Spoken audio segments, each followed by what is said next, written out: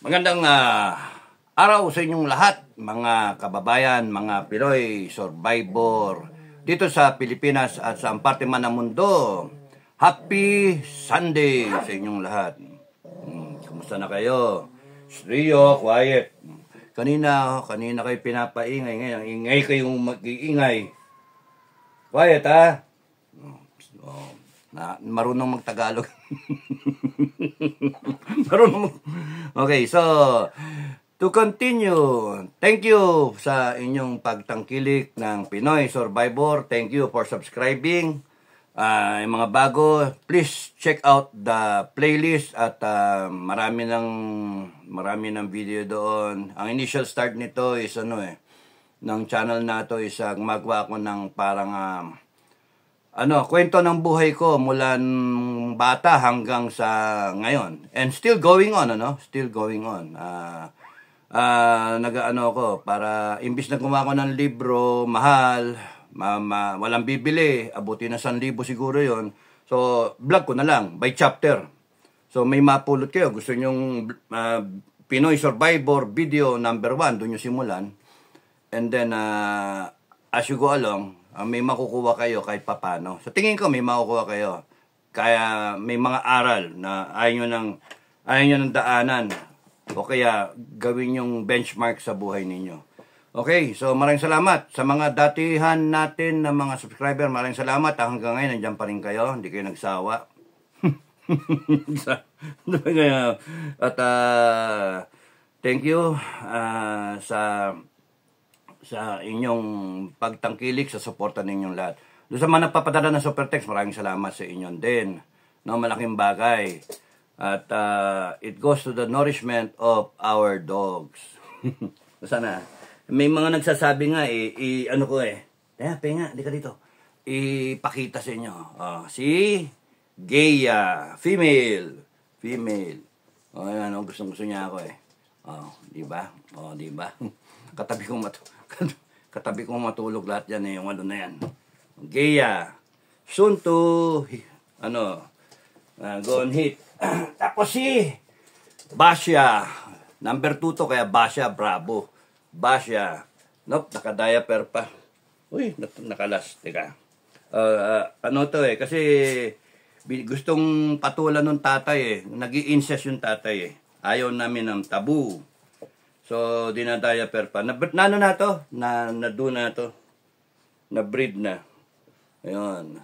Panay Shih Tzu. Tapos si Ara. Ito si Alpha. Kaya Alpha, Ara. Unang-unang lumabas to. Si Baka. No? Ayan. Ganda na may mata. Nakalamaligo. Okay. Tapos si Paraducci. Si Para. Gusto na rin mag-hit nito Nakadalawa na to na liter. Kaya na siya. Graduate na to. Ayaw na namin na pabuntis. Sino pa? Macy. Ito yung nanay. Nangangat na to. Kakagatin kayo. Macy. Ito yung liver line. Yung nanganak ba? Ng polka dots. Polka dots. Hello. Okay. Si Hachi. Hachi, pinakamalit sa lahat, no? Ewan ko, parang bansot to bansot. Okay. Rio, come here. Rio. Atos, ito yung lame na lalaki. Hindi na 20. Si Figaro. Figaro. Ito yung nang kakalkal na. Basura nga pala, kinakalkal mo. Tapos sa hali ko. Basura ang kinakalkal nito. Okay? Figaro, look. Okay. So, tama na. Ito ang tatay ng Ducci family. Rio, the favorite. Siya yung mascot. Rio. Kiss. Kiss. Okay. Tama na. So, yun yung aso. Yan, complied. Hiningal ako dun, So, yun yung Okay, so straight to the point na tayo.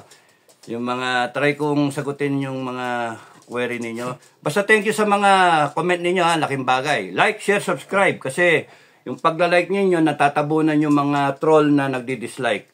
Tapos yung pag-share ninyo, try nyo na lang i-share sa ano, sa ang tawag doon, sa message, no? Para ano, hindi maharang yung ano ninyo, yung mga account ninyo. And then subscribe. Para kung magkaroon man ng development, di malaman nyo kagad, magre-react ako. Pero minsan nagre-react ako after 3 days, ano? At least, minapulot kayo sa akin. Okay, ngayon, ang title ko ay ano bang ang gawin kong title? Kung ikaw ay Pilipino, saan parte ka man ng mundo, para sa'yo itong vlog na to. Okay. Kasi madami tayong nadidinig na, marami tayong nakikita mga vlog na pinapanood. Ang gusto ko sana maayos yung, maayos yung isang bagay, yung tanong ng isang bagay. Ano ba talaga problema? Ano ba talaga problema sa Pilipinas?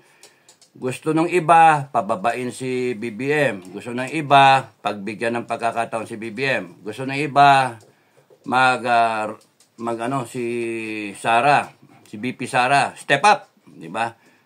Gusto ng iba, you rise up, and you speak up, and then you pick up, bitbitin daw palabas sa Malacanang. Mahirap din yon kasi meron PSG. Okay. So ito para sa inyong lahat na mga Pilipino. I'll try to vlog it na the way na walang kikilingan. Ano lang, yung facts lang, ano. I'll spend, parang yung, I think, kinakailangan sabihan kayong lahat eh. No? So, hindi pa ako nagsisimula, mainit na ulo ko. Mainit na ulo ko. Talagang, natin. So, ano ba talaga ang problema? Ano ang problema? Kasi mahirap yung bira tayo ng bira. Ang dami nating gusto. Gusto natin now na. Gusto natin, ayan na, magkalsada na. Tira tayo ng tira. Hindi ninyo alam kung ano yung problema. Ano yung problema? So, ang aking pananaw, buti yung farmer, yung simpleng farmer, tanongin ninyo. Baka alam nila yung problema. At the same time, alam nila ang solusyon. Ano yung solusyon? Okay? Bakit farmer? Yung simpleng farmer na sa bundok tralala, si farmer Tamukyo, alam niya yung problema. Napakasimpleng buhay. Pero I want you to see the relationship, yung analogy, no? So, yung si farmer Tamukyo, meron siyang lupa. Gusto niyang taniman. Tinataniman niya. So, nagsimula siya, mga 20 anyos pa lang siya. 20 anyos, minana niya yung farm sa kanyang matatandang yung mga magulang niya, ayaw na, nirarayuman na. So, siya naman, mga 20 anyos. Kulang sa aral si Farmer Tamukyo. Hindi nga nagtapos ng high school kasi walang pere. Okay, I want you to realize yung cycle, no, nung mahihirap mga Pilipino. Pero para sa inyo lahat to. So, nagtatanim siya sa lupa nila. Okay. Meron isang malaking puno doon. Isang puno. Pero nung siya, bata pa siya, nakita niya yan, akasya, yung isang ganyan lang siya. Parang ganitong kalaki lang yung pinaka-stem niya. Yung pinaka-trunk, no? Ganito lang. Nakita niya, napansin nila yan. Tapos, sinasabi nung tatay niya, wag niyong gagalawin niya, wag niyong putulin. Kasi nga, siya, yung balang araw, baka may paggamitan, shade tree, o kaya bahay ng mga ibon, etc., etc. Okay. So, it could be another tree or any other tree. Basta malaga, makita niyo yung lesson. So, 1 year, 3 years, 5 years, may ganun na yung sanga. 5 years na. 10 years, 20 years. Okay. So, 40 years old na si Tamukyo. Farmer Tamokyo. 40 years na siya. So, nakasanayan nila, silang lahat, tabas lang ng tabas nung sanga. Sumasangang ganyan, nakakanlungan yung nalililiman, yung tanim na gulay, minsan sibuyas, minsan kasi one season cropping lang siya sa palay eh. Doon lang siya hindi pa irrigated. So, upland sila. So, after nung palay, pagkatagulan, naman siya, nag-ND4. Pwedeng sitaw, pwedeng ang palaya, pwedeng yung nagbabalag ba. Kundi kaya, yung talong, kamatis, at sibuyas o bawang. Depende kung ano yung maganda. Sili, kung ano. Kung tumatama yung mga presyo, doon sila. Kung mataas ang presyo, doon sila. Okay.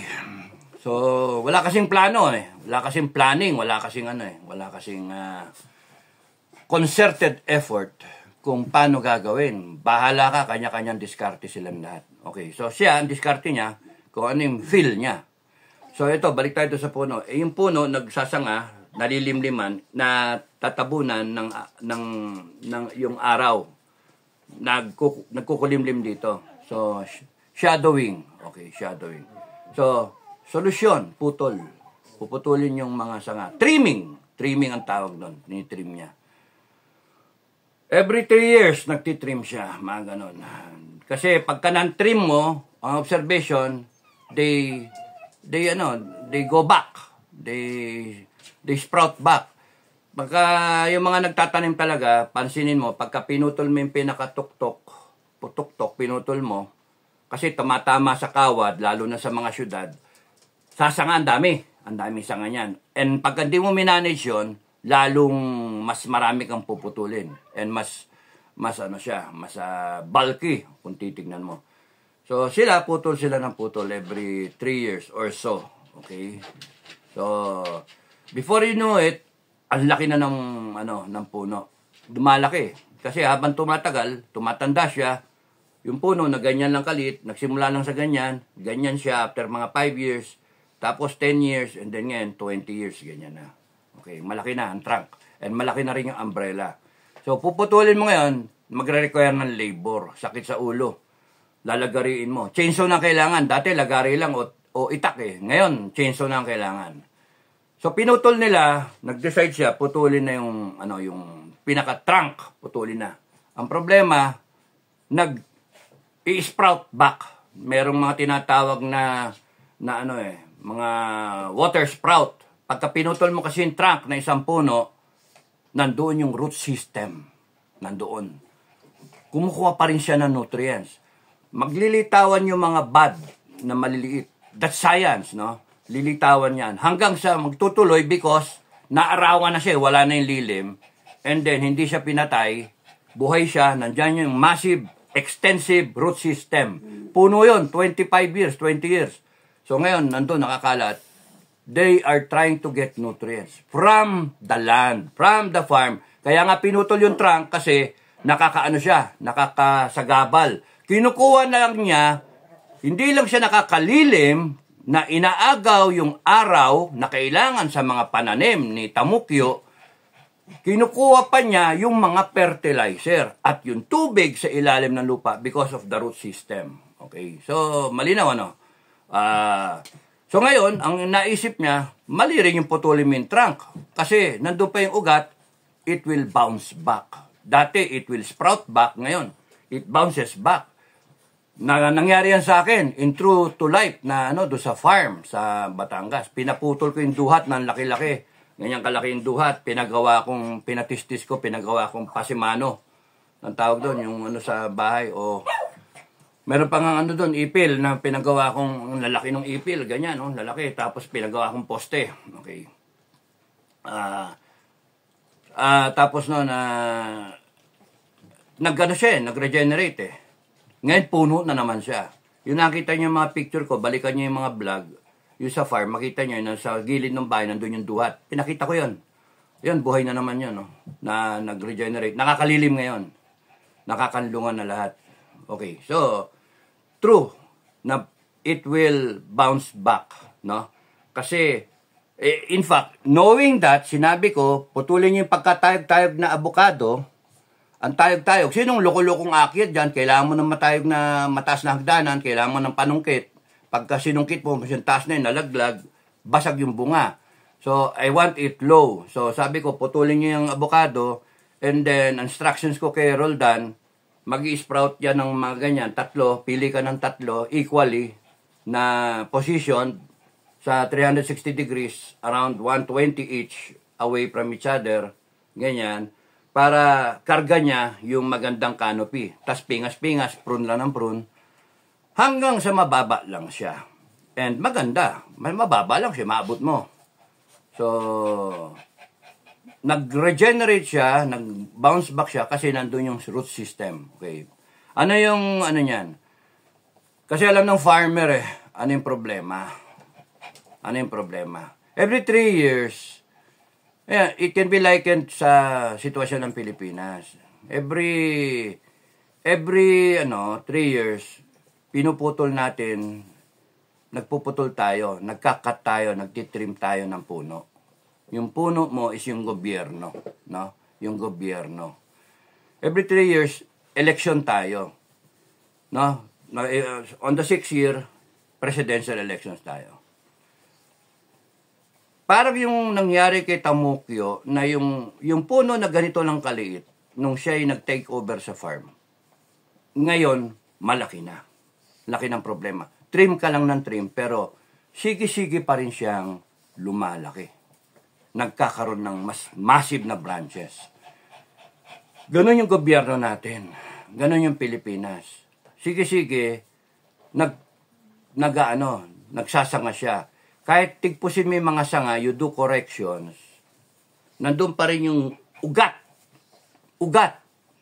sa ilalim, na siyang, kahit anong gawin mo dito sa trunk, sa branches, nandoon siya, nandoon siya sa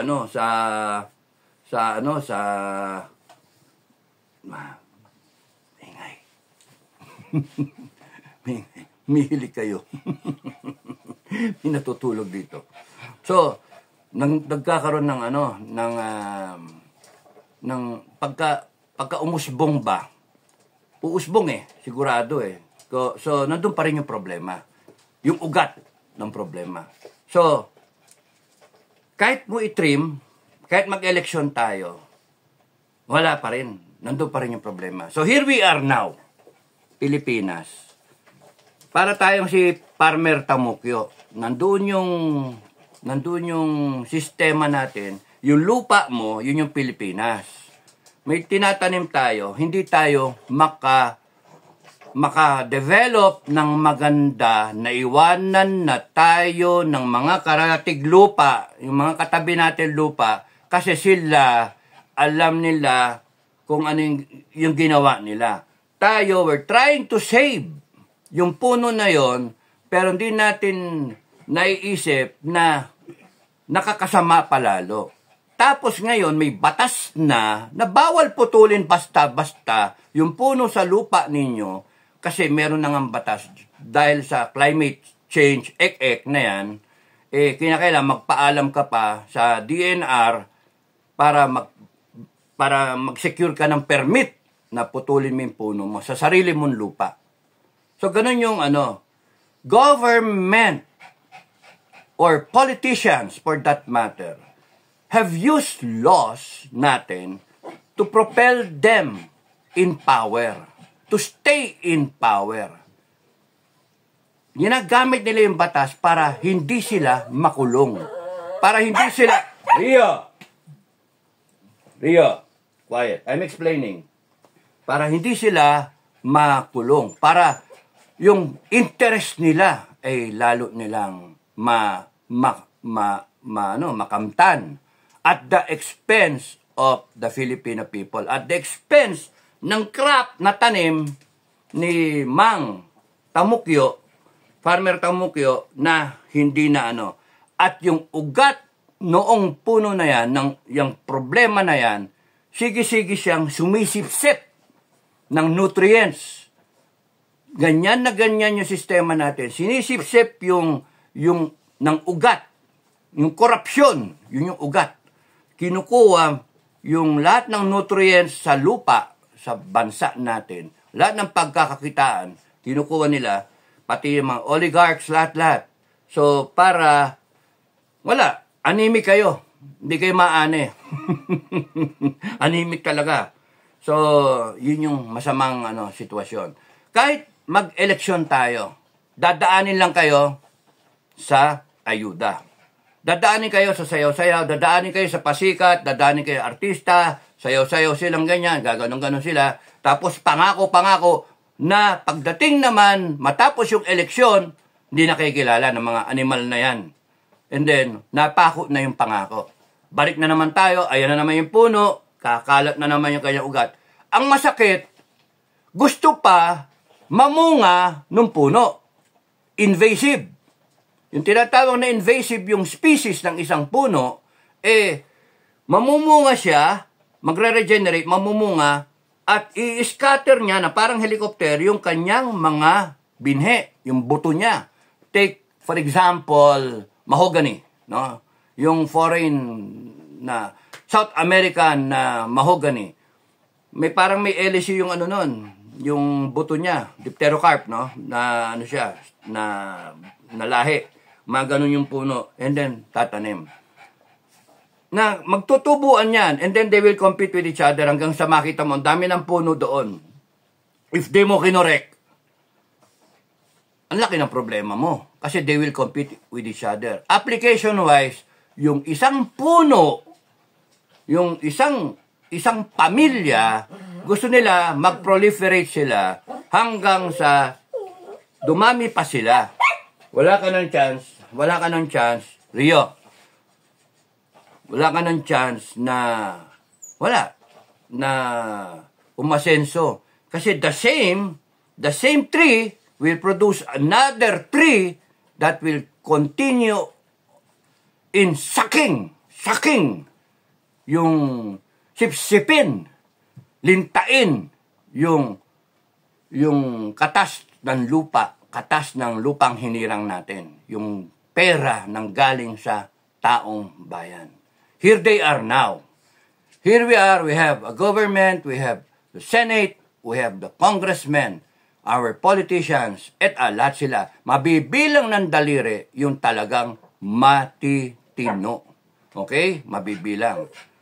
Leo. So, si farmer na na Tamokyo, alam niya yung problema talaga. Kasi ilang taon na siya, mula noong minana niya yan, yung lupa na yan, hanggang sa tumanda na siya ngayon, dekada na talaga. At ganun pa rin. Trim lang ng trim, hanggang sa pinaputol pa niya yung trunk. Pero nag-water sprout, tas ngayon, imbis na iisa, tatluhan pa. Naging 3 pa. Tapos dangerous pa. Bumagsak pa nga nung bagyo, yung isa. Tinamaan yung shed ng mga baboy. Patay yung baboy. So, nakakasama pa. Rio! Quiet. Halika dito. Malis kayo dyan. So, sorry about that. So, yun yung cycle, no?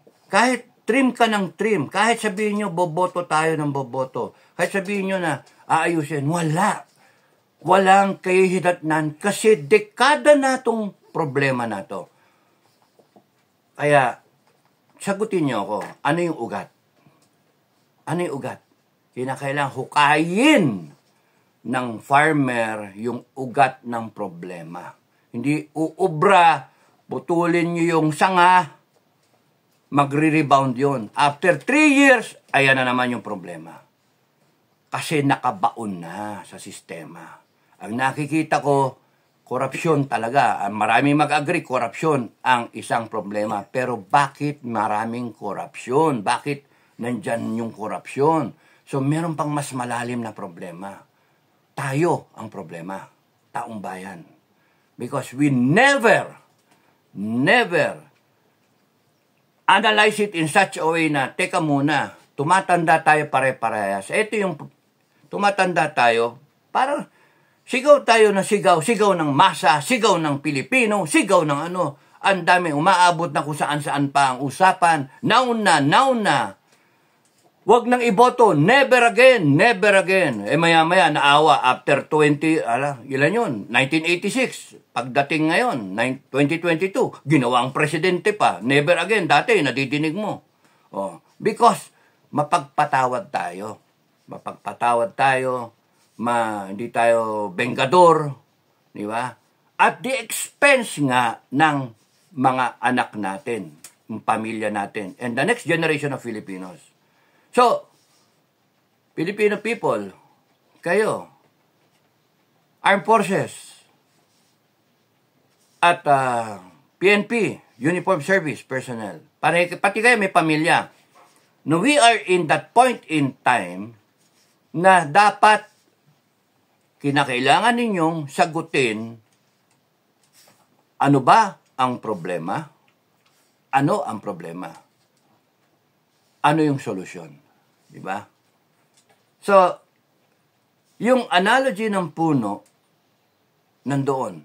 It will not go away.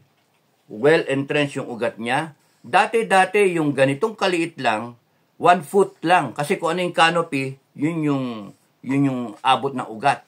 No? Spread-wise tsaka palalim. So, kunyaring, okay, nakakatulong siya na hindi mabaha yung farm mo.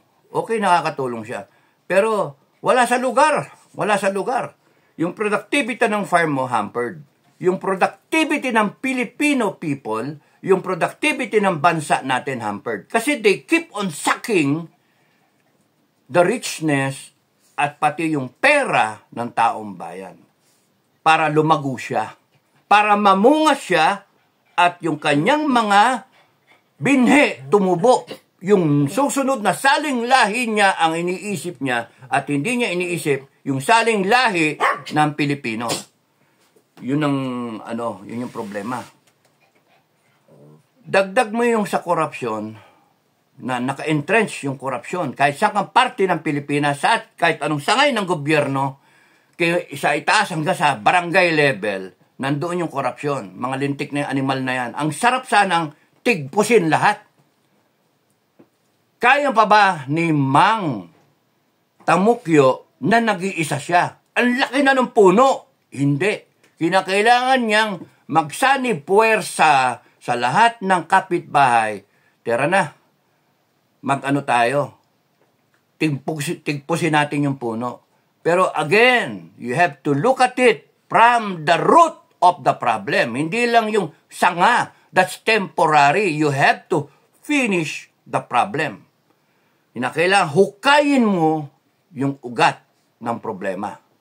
Di ba? So, ayan na. Imbitahin mo yung armed forces, imbitahin mo yung may bulldozer sila, sagasaan nyo yan. Tanggalin nyo yung ugat talaga ng problema. Yun ang mahalaga na kailangan. Mag-high-tech ka na, mag-heavy equipment ka na. Kasi kailangan mo yung merong kang makinarya na talagang malagarin yung puno, nandun pa yung ugat. So, tutubo pa yon. So, kinakailangan i-bulldozer mo yung ugat na yon. How will you do that? Filipino people, how will you do that? Hindi kaya na ngayon na kahit magsama-sama pa tayo, Luzon, Visayas, Mindanao, hindi kakayanin na matanggal niya yung korupsyon. Tsaka yung sinabi ko, isa pa lang yun na problema, korupsyon. Yung pangalawang ang problema, kung nabanggit ko na ba, is yung tayo rin ang problema. The failure of our families, the failure of our previous, hindi yung present, the previous dekada ng educational system natin, nagfe-fail because yung eskwelahan na second family ng mga bata are coming out with the Filipino breed na palpak, panipera ang nahanap, yung ganun ba? Ano ba yung sakit? Ang daling i-corrupt. Nawala yung sense of patriotism, yung sense of nationalism. Kaya, maraming Pilipino ngayon na corrupt, na kinokorrupt pa sila ng kapwa corrupt na gobyerno. So, mga natidinig ninyo, ayan, investigation, kaliwa kanan, wala naman nangyayari. Investigation sa PCSO, ano nangyari? Wala. Minakulong? Wala. Ang daming mga, na investigasyon ng Congress at Senate? Wala. Meron ba makukulong dyan sa PI na yan? Wala. Panay ano, ngayon magbati na sila. Ha? Paano nangyari yun? And then before you know it, may batas na bawal to, bawal yun. At they retain themselves in power. Gaya nung si Farmer, may batas, kinakailangang i-apply mo yung humingi ka ng permit sa DNR, hindi na pwedeng putulin yon. Sasabihin sa iyo ng DNR, nag-iisang puno na lang yan dyan. Putulin nyo na, sayang naman. O, national treasure yan. O, lintik. Ba't iba pinutol yung puno nila? Yung akin, di ko maputol. O, paano yun? Because precisely the same way these politicians keep themselves in power. Keep on stealing the wealth of the nation. They interpret things to their own advantage. That's the problem. Okay? So tayo pupunta. Alam para kay Farmer Tamukio, alam niya yung pinakasolusyon. Tanggalin niya yung puno. Pati yung ugat ng puno. Pagka tinanggal niya yun, tutubo na marahil yung kanyang mga tinatanim ng maayos. Walang nanakaw ng nutrients ng mga fertilizer na pagkamahal-mahal. Makakatanim siya, increase yung productivity niya, mag-i-improve ang buhay niya. So hanggang hindi mo tanggalin hanggang hindi mo naintindihan kung ano yung problema, walang mangyayari siya. Putol ka lang ng putol, sanga lang siya ulit ng sanga. At bumabalik siya na mas malakas. Ganon yung sistema sa Pilipinas. Pamilya, buti sana kung matino na pamilya. I-qualify ko, buti kung matino yung pamilya. Kung walang ya yung pamilya. So, mamumunga pa at gusto pa sila makaugat sa lupa para sila rin. Kukuhanin yung nutrients ng lupa. Kaya wala nang pinuntahan ang Pilipinas. Yun yung masakit na katotohanan. So, do we have an opportunity to do something? Sagot, yes. Armed Forces, PNP, makinig kayo. You have an opportunity to do something? Yes. The opportunity is always there. The question is the willingness of everyone to do something. I might be willing to do something about it, but are you willing to do something about it? AFP, PNP, are you willing to do something about it? If we are all willing to do something about it, na bayanihan, spirit, tigpusin natin yung problema ng Pilipinas. Maayos yung Pilipinas. Makahabol tayo sa Singapore. Makahabol tayo kung saang lupalop ng mga kapitbahay natin na pinag-iwanan na tayo. Modernization nga lang ng Armed Forces at PNP, nakaganyan tayo, nakasahod tayo. At kinakailangan na i-project mo ng how many years, 10 more years, yung horizon, ipaplano yung budget. Kundi pala tayo, sinabi ko na nga na yung bibilin mo ngayon, luma na after 10 years. So, walang katapusan niya ng modernization. Better nga na pagtuunan natin ng pansin yung self-reliance. With the little money that we have, we better start something, producing something na may kahinatnan tayo. Proudly Philippine-made. Hindi yung bili tayo ng bili. Or get the funds, i-prioritize talaga na bombo yan para one time, big time, nandyan na lahat. And then, ano yung industries natin, maayos. Wala panay tayo, We have to do something about it. Before, 10 years na horizon, 10 years, tapos na ang may second coming na. Nakunwood. Tapos na, hindi na kailangan yan. Tutunawin na. Di ba mayroong segment doon sa Bible sinasabi, lahat ng armas tutunawin. Iko-convert yung mga barrel into plow. Kaya nga, the armed forces, it's important that you understand what's happening. kung ano yung pangyayari. Pero hindi lang dapat mag-rely upon sa armed forces because ang unang-una dyan talaga is the farmer's decision. Farmer's decision. Along with yung mga kasama niya, tutulungan ba si Tamukyo? Si Mang Tamukyo, nagsasabi siya, tapusin niyo yung problema niya, tatapusin na niya, tutulungan niyo ba? Lalabas ba kayo para damayan siya? At dadating yung bulldozer para talagang yung malaking ugat na, yung malaking mga trunk na ganyan, matanggal, makuha yung madali ugat.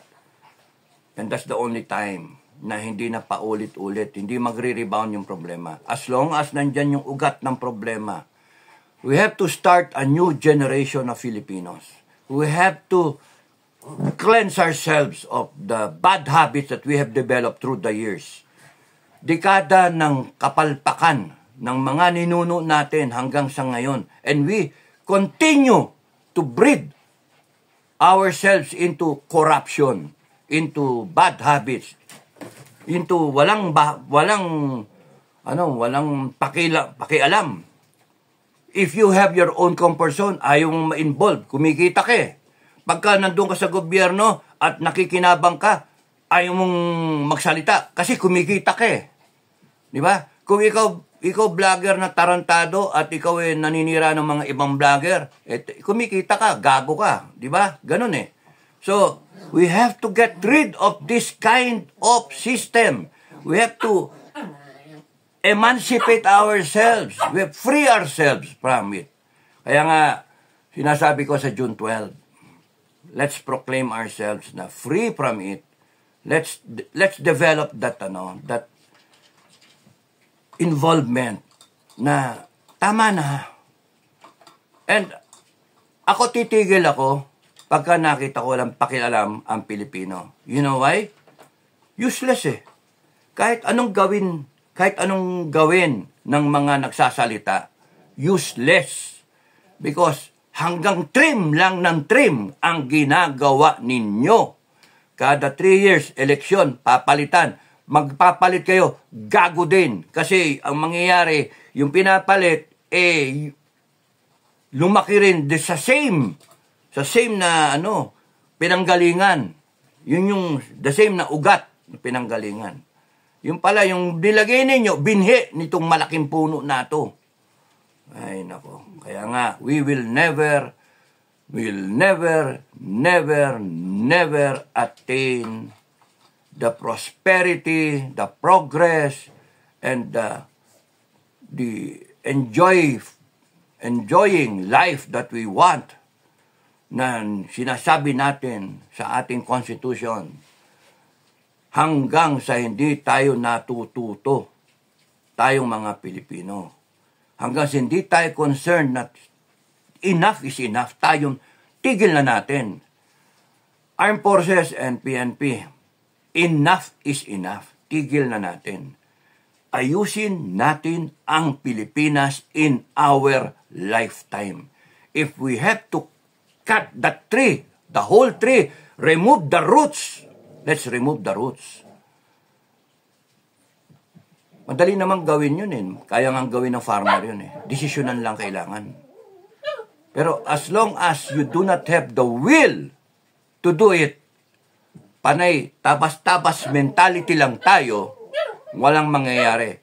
Sayang lang ang oras, sayang lang ang buhay, sayang lang yung mga pananalita because wala ring pupuntahan yan. Doon kayo, makinig kayo doon sa mga pangako. Doon kayo.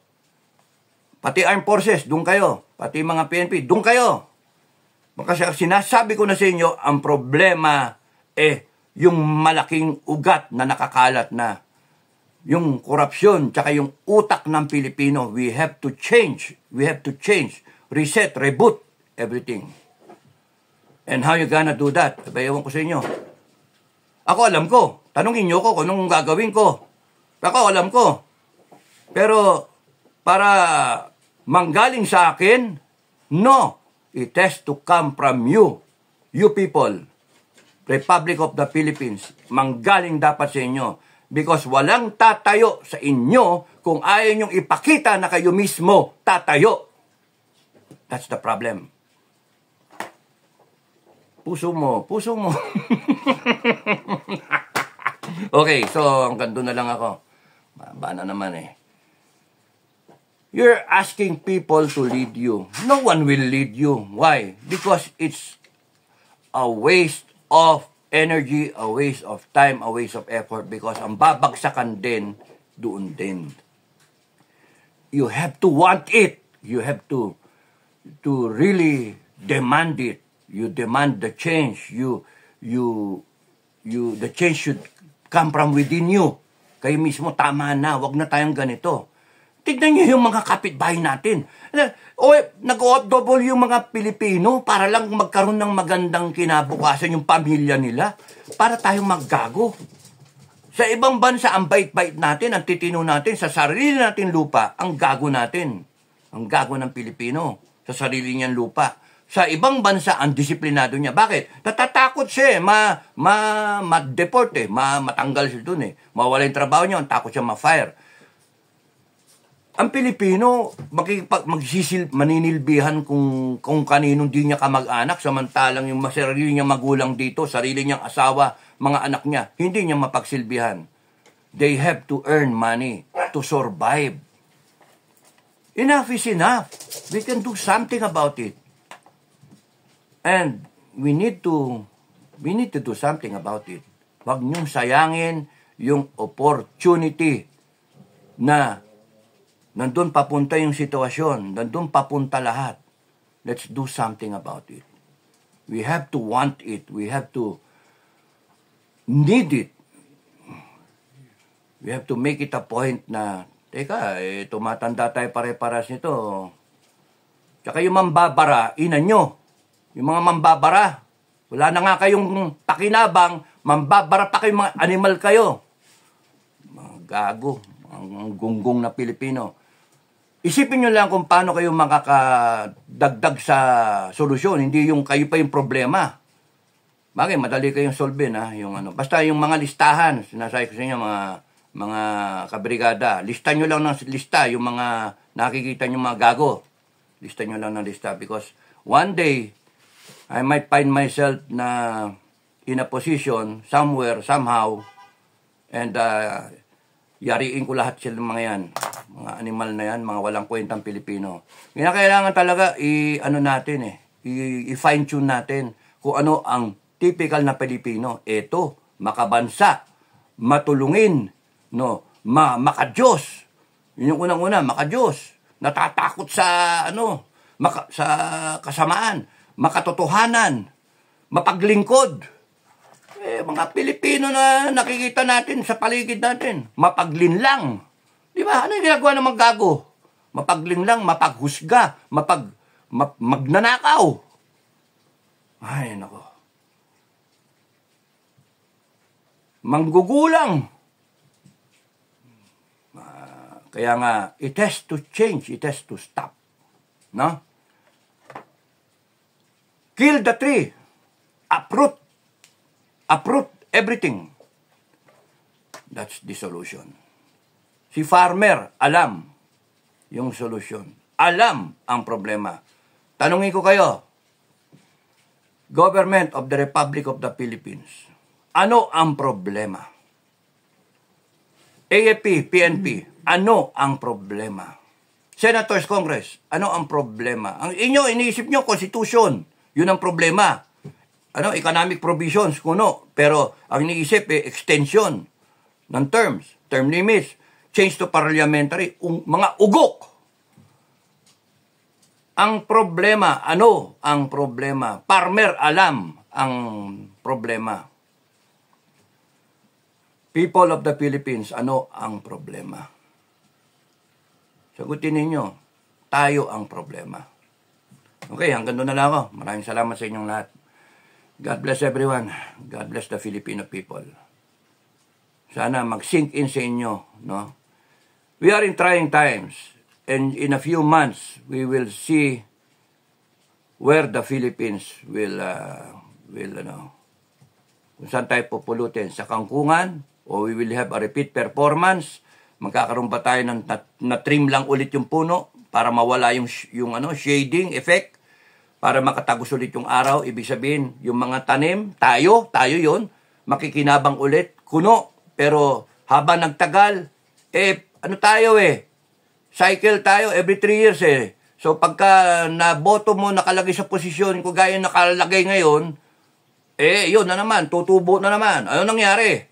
Ayun, nabudol tayo. Ayan, nagsangahan. Ayan, nakukulimliman na naman tayo. Wala na. Bansot na naman kayo. Ang taas ng bigas, ang taas ng mga bilihin. Tapos dadaanin kayo sa ayuda. Why? That is one of the game plan. Ayudahin mo yung kalahati o one-third ng Pilipino. One-third ng Pilipino nakadepende na sa ayuda. So, masunod nila yung gusto nila kasi nag-aayuda. Ito mga yung pirmahan. May ayuda na pangako eh. Kapirma yung mga kapwa natin. So, lumalago yung puno, lumalaki yung trunk na ganyan. You have to cut it. Remove the root system. Once and for all. Otherwise, paulit-ulit tayo sa cycle, mamamatay ako, merong dadating na naman, may panibagong Pinoy Survivor 2, merong dadating Pinoy Survivor 3, may dadating Marcos the third, the fourth, the sixth, the same di ba? Hanggang sa nakatingin kayo, Duterte the third, Duterte the fourth, Duterte the fifth. So, pamilya ba? We have to stop. Teka muna. Ang masama dyan, baka mamaya yung inaasahan natin na eventually in the future, hindi mag-deliver kasi makorrupt din. Nakaw. Kaya we have to stop that system that we have now. Once and for all. Wag yung trim lang na tayo ng trim. Trim lang ng trim. Kasi walang mangyayari sa atin. Okay. Tayo yung problema. Gusto nyo ba ng magandang Pilipinas? Sagot nyo, oo. Gusto nyo ba ipaglaban ang isang magandang Pilipinas? Ang sagot nyo, may ginagawa ako Busy ako Ay, baka makulong tayo dyan, ha? Mga ganun ba? Takutin kayo ng konti lang Ayan Ayun yung banat ng gobyerno nga Mananakot. That is sedition. That is rebellion. Si Digo nga, tatakutin. Huling ka na ICC na. Di ba?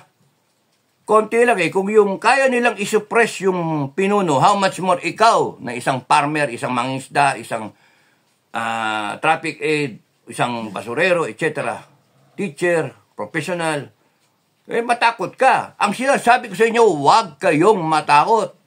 Kayo ang tinubuan sa lupa, kayo nagmana ng bansang Pilipinas, kayo dapat ang magdesisyon sa Pilipinas. Yung mga hangal na yan, binoto nyo lang yan, nilagay nyo lang sila, tapos naghahari-harian sila ngayon. Hindi, kayo dapat ang magsabi sa lupa ninyo. Ito ang gusto kong mangyari. Nagsabi, meron ng batas ngayon, bawal putulin, bawal putulin yung puno. Gago pala kayo Sarili kong lupa yan marunong ka pa sa akin. Yung position mo, appointed ka lang. Sumusweldo ka dahil sa akin Gago pala kayo. You have to think. Critical thinker dapat kayo, mga kababayan. So, useless kung putol lang tayo ng putol. You have to realize what is happening. Because, nakakapagod din. Pagod na rin kayo, alam ko That's why, isang one-time, big time.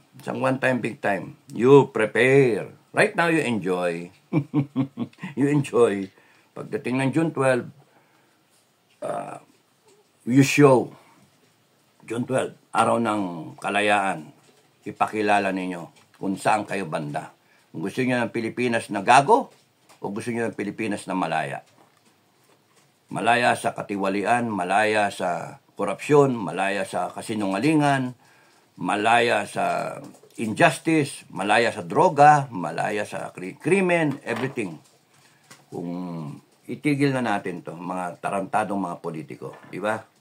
So yun yung akin. So hanggang doon na lang ako. Maraming salamat sa inyo. Happy Sunday, linggon-linggo. Ako yung nagsisermon. Maraming salamat sa inyo. God bless. Yung mga aso. Thank you. Pasensya na kayo sa mga asong maingay. Thank you. God bless. Everyone, happy Sunday. Bye-bye.